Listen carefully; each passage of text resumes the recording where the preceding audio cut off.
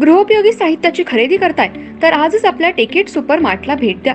कडधान्य, डाळी, साबण, ब्रँडेड कपडे, शूज, सायकल, कॉस्मेटिक्स हे सर्व मिळण्याचं एकमेव ठिकाण म्हणजेच टेकेट सुपर मार्ट।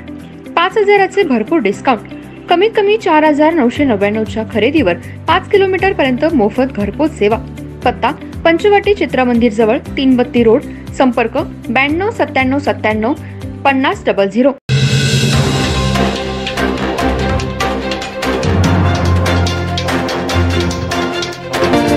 नमस्कार, मी तेजस्विनी मगदूम। एम मराठीमध्ये आपल्या सर्वांचं स्वागत आहे। पाहूया ठळक घडामोडी। नितीन जांभळे म्हणजे युवकांचा आधार होता।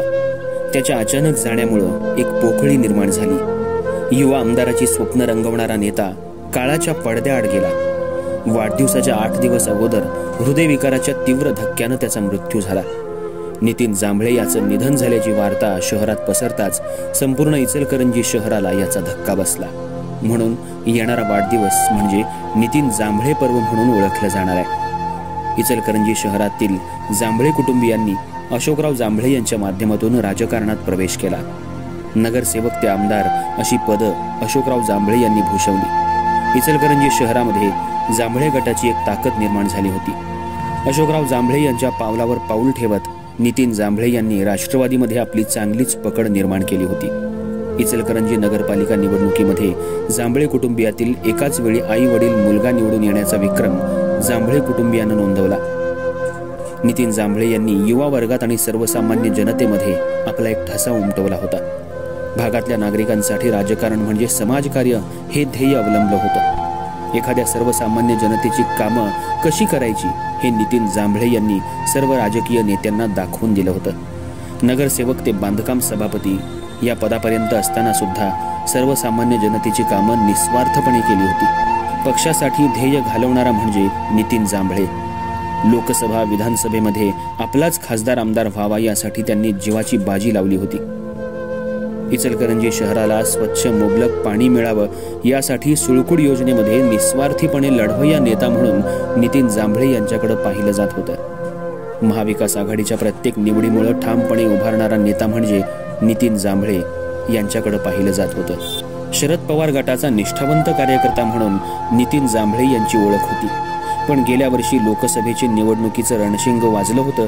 यासाठी तळमळीनं आपलाच महाविकास आघाडीचा खासदार निवडून यावा यासाठी तळमळीनं नितीन जांभळे काम करत होते। आमदारकीची स्वप्न घेऊन सर्वसामान्य जनतेच्या मनामध्ये घर करणारा कार्यकर्ता नितीन जांभळे यांचं निधन हे देवालाही मान्य नव्हतं। नितीन जांभळे यांना हृदयविकाराचा तीव्र झटका आला।